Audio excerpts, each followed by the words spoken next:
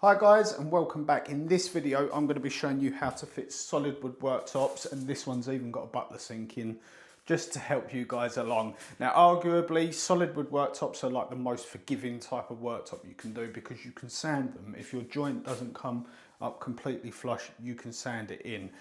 Saying that, it is still worthwhile trying to get these as bang on as you can, but we're going to be using a square edge butt type joint on this. If you don't want to do a butt type joint, there is a video or a playlist on the channel all about worktop videos. I would go through that and watch them videos anyway because you might learn something else.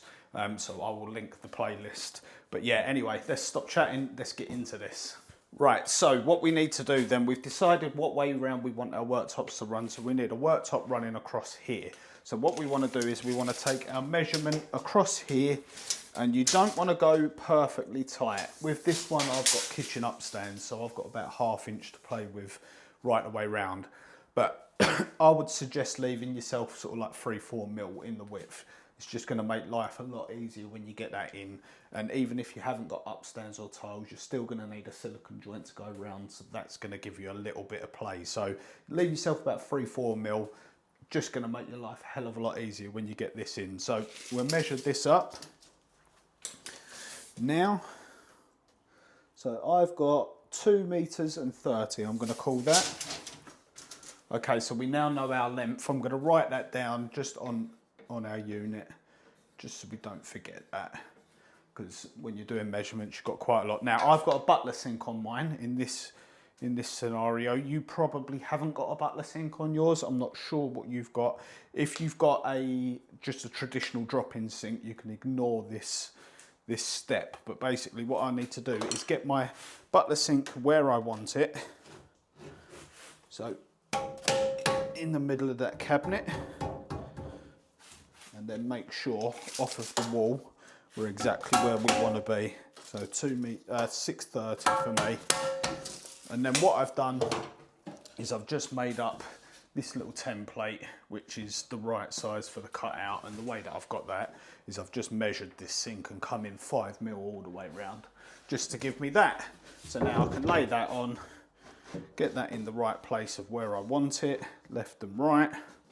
And then yet again, I'm going to do all of my measurements off of this wall here. So I'm going to measure across just to there. So I've got 680 millimeters, and then I'm going to write that. So then I know to set this jig 680 millimeters off of that wall there. So we can go ahead and actually cut this first piece of worktop. Right, we can go ahead now and get our worktop marked out to length. So we said 2 meter 30. So let's get that marked out like so, and then we can actually cut this off to length. Okay, so now that we've got our worktop cut to the length and we're happy with that, I would advise putting it in and just checking that it fits before you go ahead and cut your sink out. So just take it in, lay it on, check it. I'm not going to do that in my instance because this is seriously heavy and I'm here on my own. So what we want to do is we want to mark out for our sink.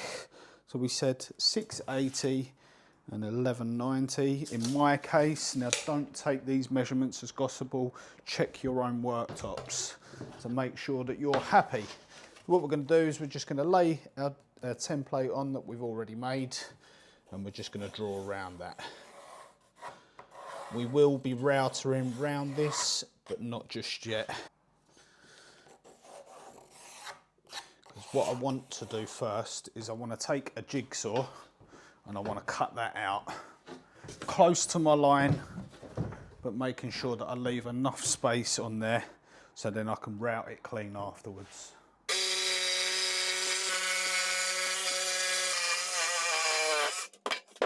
Okay, so it's time now to route out these corners. Now what I did do along these, because we've got a nice sharp blade in there, I took my track saw and I cut the straight lines down, just giving me a nice finish. It just means that you've got less chance of a catch with the router.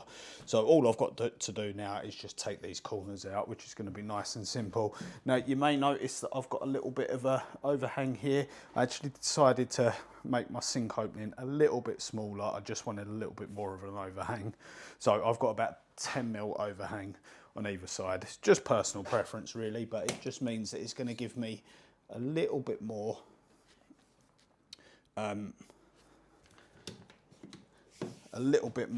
for a silicone beading afterwards once we're done. So right, router nice and slow. This is a big cutter that I've got in here, so you want to turn your router right the way down and just take them corners out following your template.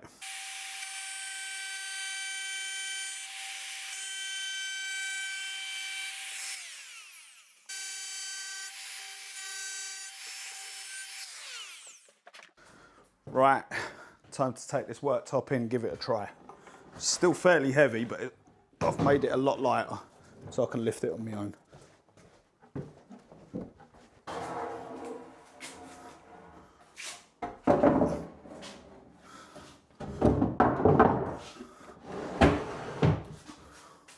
Okay, so now that bit of worktop's in and we're nice and happy with that, what we want to do is bring our second piece of worktop up. I mean, you might not have that luxury if you're in between units or whatever, so what you could do is lay it over the top and then mark from underneath. In my case, I can just slide this piece of worktop up, so that's what I'm going to do.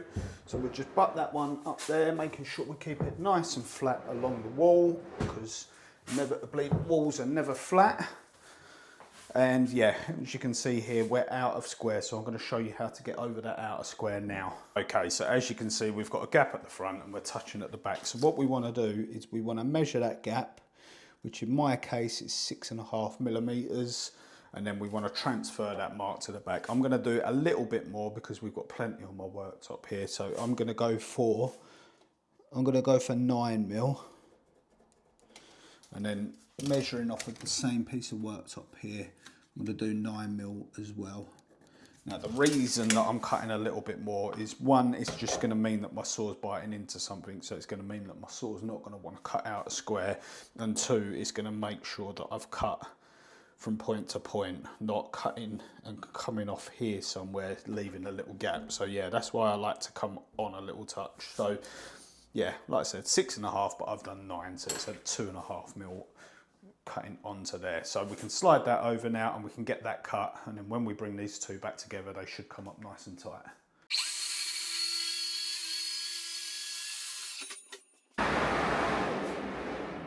Okay, so now we're happy that our two mating surfaces come up nice and tight. What we need to do is we need to put some worktop bolts in this. Now, I'm not going to go with 3 on this. I'm only going to put 2 in. So I'm going to put one about here and one about here. But what I'm also going to do is I'm going to use my Festal domino to put some dominoes in here to help with alignment and glue up, because this is solid wood worktop. It's really going to help line everything up. Now, if you don't have a domino, don't worry, because what you can do is put biscuits in these. You don't actually need to do this step, but I would recommend it because it's going to make your life a lot easier. Now, if you don't have a biscuit jointer, don't worry, because you can get biscuit cutting router cutters that go in your router, which you should already have at this stage if you're coming to do worktops. So I would grab one of them. I will put a link in the description to a good one from Trend. But yeah, putting some dominoes in here is really going to help line everything up, or biscuits or whatever. So we need to mark this on the mating surface as well. So off of the wall, I've got 115 there, and I've got 410 there. Now, the reason I'm only doing 2 is just because I'm going to throw them in the middle here, so I don't have to cut my cupboard apart too much. Now that I've got them marked, I'm going to push this worktop back together like that, and we're going to mark out for our dominoes. So I'm going to put 3 dominoes along the length, 1 quite close to our joint here, 1 somewhere in the middle, and 1 at the end there. And that's just going to make life a lot easier when we come to put this together. Okay, so you can set up a worktop jig to do this, but I'm not going to bother because I'm inside. I don't want to create loads and loads of router mess everywhere. So I'm going to take a 35mm Forstner bit, drill down my hole, and then I'll use my track saw just to cut the rest of that line out. It'll make more sense once I've done it.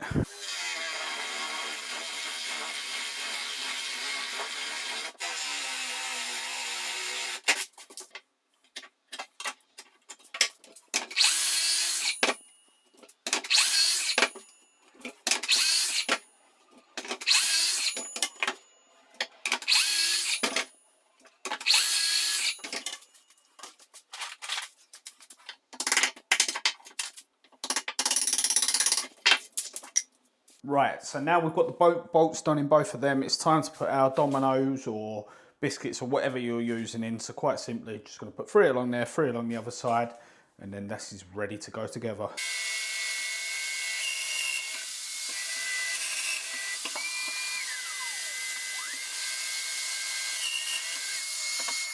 Okay, now we've got them biscuits / dominoes in. Simply a case of getting these in. Might need a hammer because they're a little bit tight. Tap them in.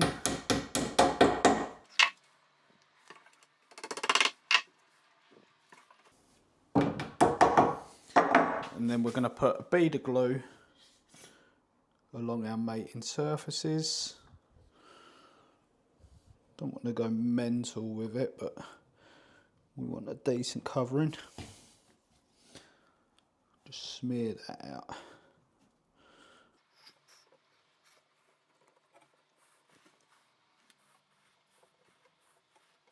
Okay, so now we've got our glue on, we can bring our 2 work surfaces together.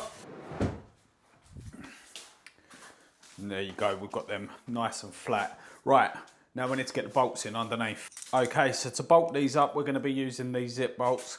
I would get your camera in there and show you that, but unfortunately we've got a pull-out rack in there, so I can't get in there, but I will link up the top here. There's another video where I go into a lot more detail about how to do bolts and all that, so it's up there. Go and check that one out, but right now we need to get these bolts in.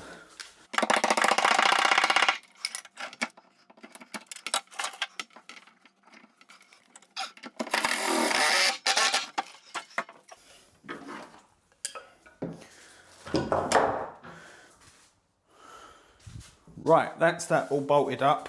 Now we're just going to give that a quick sand just to make sure that's nice and flush, and that is the beauty with solid wood worktops. Okay, so that's it all nice and sanded and nice and flush now. It should have already been pretty flush if you've done the biscuits or dominoes. It just helps to get that nice and really flush if you do that. Now we've just got one more thing to do.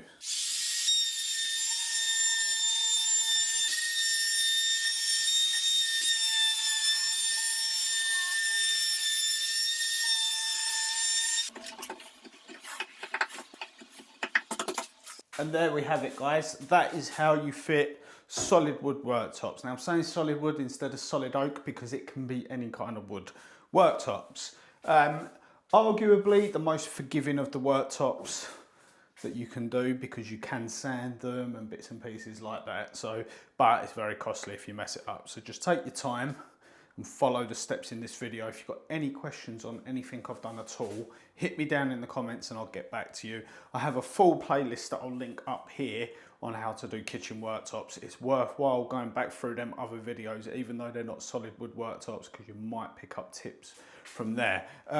Some people might ask why I didn't do a mason's mitre on here. I don't see the point. Most carpenters would tend to agree with me. There's no point. It's a square edge worktop, just join it square. Some people have different views. If you want to do a mason's mitre on there, there is yet again a video up here that you can do that. The only thing that I would argue is that this is a solid wood product. It will move with the seasons, so that joint could arguably open up. Doing it with a square edge worktop, even if it opens along this grain, these two will still stay tight because it will move that way and it will move that way. So the joint will still stay tight. So that's my reasoning for that. But anyway, guys, I've still got quite a lot to do. I've got to put a hob in here. I've got to do upstands. So yeah, I'm going to crack on with that. But thanks for watching. I'll see you on the next one. Cheers.